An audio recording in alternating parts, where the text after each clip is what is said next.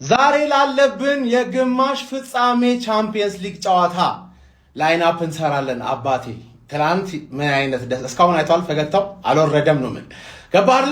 ዛሬ እንዴት አባላ ህዝብ ይቋጥራል። እኛ ግን በጣም ሪላክስ እንድናደርግ እድል ተሰጠን ነው ምን። ይሄን ጨዋታ አሸንፈን ፋይናል ደረስን ማለት አባቴ ታሪክ ለመስራት 5 ጨዋታ ነው የቀረን። ይሄን ካሸነፍን ደግሞ 4 ቻምፒየንስ ሊግ ፋይናል ፕሪሚየር ሊግ ኦልሞስት እጃችን ላይ ገባማ።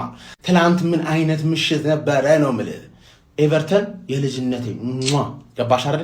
በግማሽ ልቤ ብሉ ነኝ ካሁን በኋላ ማለት ቸልሲና ማን ሲቲ አይሆኑ እንጂ ገባለት ነው የምልህ አባቴ።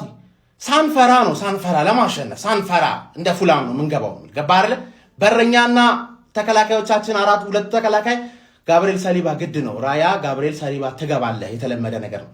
ግራ በኩል ሪካርዶ ካላፊዮሪ አይታችኋታል። ቦለር የሆነች ተጫዋች መግባት አለባት፣ ግዴታ መግባት አለባት። ትገባለች እዚህ ጋር ሃቨርስና ኦዲጋርድ ተመልሷል እየተባለ ነው።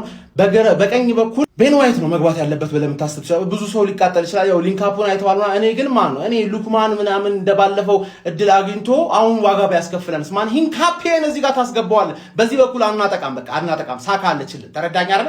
እዛ ጋር ቁጭ ብለህ 3 ሴንተር ባክ ካላፊዮሪ ብቻውን ያጠቃል ለአባት ሂንካፔ እዚህ ጋር ቤን ዋይት ቁጭ ብለህ በቃ አማረርከኝ አንተ ሰውዬ። መሃል ላይ ስንመጣ ሉዊስ ኬሊ ይሰለፍ የምትሉ ሰዎች እብድ ናችሁ። ገባህ አይደል? እንደዚህ አይነት ጫና ውስጥ መግባት የለበትም። ባለፈው ያሳየን ፐርፎርማንስ ምርጥ ነው። ዙቢሜንዲ ማረፍ ሲኖርበት ማሳረፍ እንደምንችል ስኬል ያሳየን እንጂ አመቱ ሲጀመር ዙቢሜንዲ እኮ አይተኸዋል እንዴ? ከእንደገና የአትሌቲኮ ጨዋታ ላይ ምርጥ ነበር። ተቀይሮ ገብቶ ፉላም ጨዋታ ላይ ምርጥ ነበር። ዛሬም ምርጥ ይሆናል ብዬ ገምታለሁ። ዙቢሜንዲ ትገቢያለሽ፣ ራይስ ትገቢያለሽ፣ ኤዜ ትገቢያለሽ። ኦዲጋርድ ሰከንድ ሃፍ ኖርማል ነው። ገባ አይደለ? ትሮሳርድ ያን ፐርፎርማንስ አሳይተሽ ማርቲኔሊ የሚባል ሰውዬ ሰከንድ ሃፍ ነው እንጂ ማየት አልፈልግም። ትሮሳርድ እዚህ ጋር ደቅት ያለሽ ቡካዮ ሳጋ ስታርቦያችን ደቅት ያለሽ ግልጽ ነው። በቃ አታካችን አሳይተውናል። ሃፍ ታይም ብቻ በሃፍ ታይም ብቻ ምን እንዳሳዩን አስበው። ፊት ለፊት ደግሞ ቪክተር ግሎክ አባቴ we are the gunners አትሌቲኮን ምናዋርዳት እየመሰለኝ ምናዋርዳት ምትቋጥር ሰው በሙሉ ማን ነው አይምሮ ላይ ምን ማስቀመጥ አለብን መሰለ። ሲቲ ትላንት ጣለልን ነው ማለት ሲቲ 5 ነጥብ አንድ ተስተካካይ ጨዋታ 5 ነጥብ ነው። በደንብ አርጋ ቋጥር። ተመለከቱት ፎቶ እንግዲህ ወደ ኤምሬትስ የሚሄዱት የአርሰናል ደጋፊዎች ትዊተር ላይ ፖስት እያደረጉት ያለው ፎቶ ነው። ዛሬ ምሽት 4 ሰዓት ላይ ከአትሌቲኮ ማድሪድ ጋር ጨዋታችን የምናደርግ ይሆናል። የጨዋታ ግምታችሁን ኮሜንት ሴክሽን ላይ እያስቀምጣችሁ ፎሎ እያደረጋችሁ ያሉትን መረጃዎች ባጭሩ እንመልከት። መጀመሪያም በዛሬው ጨዋታ ላይ በኤምሬትስ ስቴዲየም ታይቶ የማይታወቅ በጣም ምርጥ የደጋፊ ድባብ እንደሚኖር ይጠበቃል። የምትመለከቱትም በኤምሬትስ ስቴዲየም ዝግጅት ተጀምሯል። እንደሚታወቀው በዛሬው ጨዋታ ላይ በኤምሬትስ ስቴዲየም ላይ ካሳያናቸው ቲፎች በጣም ትልቁን ቲፎ በዛሬው ጨዋታ ላይ የምናሳይ ይሆናል። ከዛ በተጨማሪ ማርቲን ኦዴጋርድና ካይ ሃቨርትዝ ከጉዳታቸው አገግመው ከቡድኑ ጋር አብረው እንዳሉ ሚኬል አርቴታ ትላንትና አረጋግጦልን የዛሬውን ጨዋታ በዋና ዳኝነት እንዲመራ የተመረጠው የምትመለከቱት ዳንኤል ሳይበርት ነው። ተጨማሪም በአትሌቲኮ ማድሪድ በኩል ጉዳት ደርሶባቸው የነበሩት ሁሊያን አልቫሬዝ እና ሶርሎስ ለዛሬው ጨዋታ ዝግጁ እንደሚሆኑ ይጠበቃል። ጨዋታውን በተመለከተ ያሉት መረጃዎች እነዚህን ይመስላሉ። ወደ በኋላ ደግሞ በሌሎች መረጃዎች የምንገናኝ ይሆናል። እንዴት አደራችሁ እናንተ እርኩስ ቋጣሪዎች? አማን ናችሁ? ቋጠራችን በአግባቡ ሰርቷል። ሞቅ ደመቅ ሸብረቅ ያለ ዕለት ልናሳልፍ ነው። አሁን አዳዲስ ቪዲዮዎች በቀጣይነት ይዤ የምመጣ ይሆናል። እጅግ በጣም ብዙ ቋጣሪ አንሶች ማታ ጨጓራችሁ አደጋ ላይ እንደወደቀ ነው የተነገረኝ።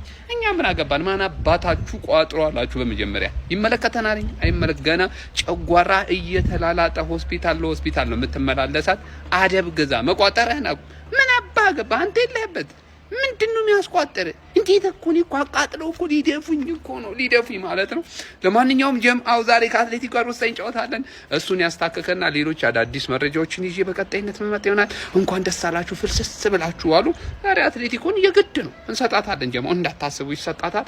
እንቀጥልና ደግሞ ቀጣይ ቤት ስራችን የሚሆነው ፕሪሚየር ሊጉ እንዴት እንዳሻፈደኝ ማን እንዴት ሐሳቤ በሙሉ እሱ ላይ ነው ማለት መተናል የለንደኑን ሀያል ክለብ አርሰናልን ይዘን ተከስተናል። የጨዋታ ቀን ነው ይላል ዛሬ ፋሚሊ። ዛሬ ምሽት 4 ሰዓት ሲል ክለባችን አርሰናል በሻምፒዮንስ ሊጉ አትሌቲኮ ማድሪድን ይዞ ከች ይላል። ታዲያ አንተ ይሄን ቪዲዮ የምታየው ልጅ እንደተለመደው ኮሜንት ላይ ውጤትን ትገምትልኛለህ። እኔ 2-1 ብያለሁ። ያንተን ኮሜንት ላይ ጠብቃለሁ። መልካም ቀን፣ መልካም ጨዋታ፣ መልካም እድል። ይመቻችሁ።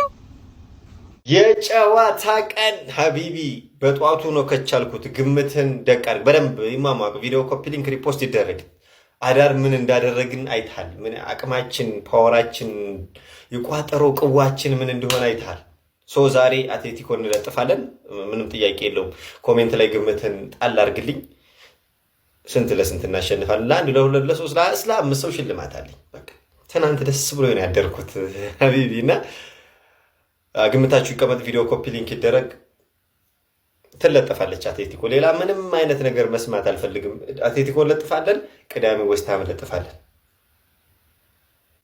ቻምፒዮንስ ሊግ ጥሎ ማለፍ ወደ ፋይናል ያበደ ምሽት የሚለው አይገልጾም እኔ በግሌ አልቋጥርም ምናልባት ጨዋታው ሲጀምር ሐሳቤ ተቀይሮ ወደ መቋጠር የሚያስገባ ጨዋታ ከሆነ ቋጥራል ግን ያስቋጥራሉሽ ለጨዋታው አንድ ነገር ነው አርሰናልም አትሌቲኮ ማድሪድም ካበደ ስሜት ነው የሚመጡት ማለት ነው በአትሌቲኮ ሳይድ ስንሄድ አትሌቲኮ ቆንጆ የሚባል ፋይናል የመድረስ ልምድ አለው ማለት ነው ከአንድም ሁለቴ ፋይናል ደርሶ ያውቃል ይሁም ደግሞ ከጥሩ መነቃቃት ከጥሩ ስሜት ከማሸነፍ ነው የሚመጡት በዚህ ሳምንት ከቫሌንሲያ ጋር በነበራቸው ጨዋታ ቫሌንሲያን ከሜዳቸው ወጥተው ሙሉ በሙሉ ተጫዋቾቻቸውን አሳርፈው 2-0 ማሸነፍ ችለዋል ያው እነ ግሪዚ ምናምን ቀይሮ ቢያስገቡ ነገር ግን በቤንች 2-0 አሸንፈው መጥቷል ሶ ከጥሩ ልምድ ጋርና ከጥሩ መነቃቃት ጋር ከጥሩ ተጫዋቾቻቸው ጋር ኤምሬትስ ላይ እናያቸዋለን ማለት ነው ወደ አርሰናል ሳይድ ስንሄድ ደግሞ አርሰናል በጣም ጥሩ የሚባል መነቃቃት ጥሩ የሚባል ስሜት ውስጡ ላይ ፈጥሮ ነው የሚመጣው ባለሜዳ መሆኑ ደግሞ የበለጠ ከሌላው ጊዜ በጣም አሁን ይሰራል ማለት ነው ምክንያቱም ደግሞ ትናንትና ምሽት ማንቸስተር ሲቲ ነጥብ መጣሉን ተከትሎ ሞራል ላይ ናቸው ደጋፊዎች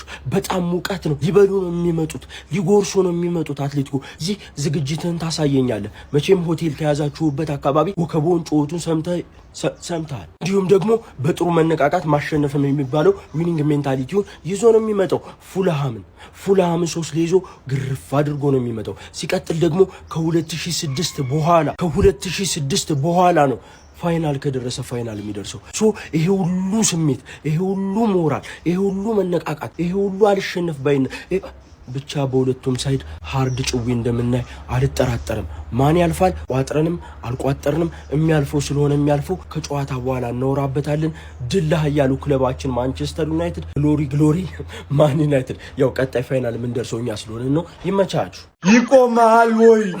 ይቆማል ወይ ፍሬያችን ፈረጠ ብሎ ቋጠሮ ይቆማል ወይ ለክፉ ቀን የደበቀው ፍሬ ካለ ከሌለም ያለችውን ሰብሰብ አድርገህ ትቋጥራለህ አጣፍጥብኝ ከዚህ የተሻለ ሐሳብ የለም ሻምሮቲ ግን በልቶ ወያለ አስተዳድረኝ ወያለ ይግዛ ያስተዳድረን ይሄን አንተሰብ ምዝቋጥ ሆነ አርበህ ቋጥር ጂኒን አታምጣ በትናንት ምሽቱ የሲቲ ነጥብ መጣል እንደ ህፃን ደስታውን መቆጣጠር አቅቶት ሲቦርቅ ያደረው የአርሰናል ደጋፊ አትሌቲኮ ማድሪድ ላይ ዛሬ ምሽት ደግሞ ሌላ ታሪካዊ ድል ከመድፈኞቹ ከአርቴታ ሰራዊቶች ይጠብቃል።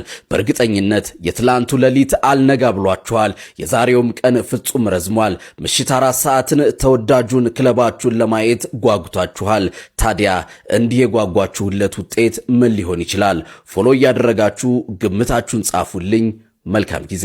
ኢንቪንሲብል በመሆን ታሪክ መስራት የማይሰለቸው ክለባችን ኢንቪንሲብል መሆን ለአውሮፓ እግር ኳስ ለዛውም ጠንካራው እንግሊዝ ፕሪሚየር ሊግ ውስጥ እየተጫወተ ማሳየት የቻሉ ክለባችን ምናልባት የዛሬውን የአትሌቲኮ ማድሪድ ጋር የምናደርገውን ጨዋታ ማሸነፍ የምንችል ከሆነና ምንም እንኳን ፋይናል ላይ የምናገኛቸው ፒኤስጂ ወይ ደግሞ ባየር ሙኒክ ጠንካራ ቡድኖች ቢሆኑም የፋይናል ጌም 50-50 ነውና የፋይናሉን ጌም አሸንፈን የቻምፒየንስ ሊግ ዋንጫን ማሸነፍ የምንችል ከሆነ በአውሮፓ ቻምፒየንስ ሊግ ሳንሸነፍ ዋንጫ የምናሸንፍ ይሆናል። እንዴት አደራችሁልኝ አርሲ ደጋፊዎች? እንዴት ነው ታደረለት ወይ?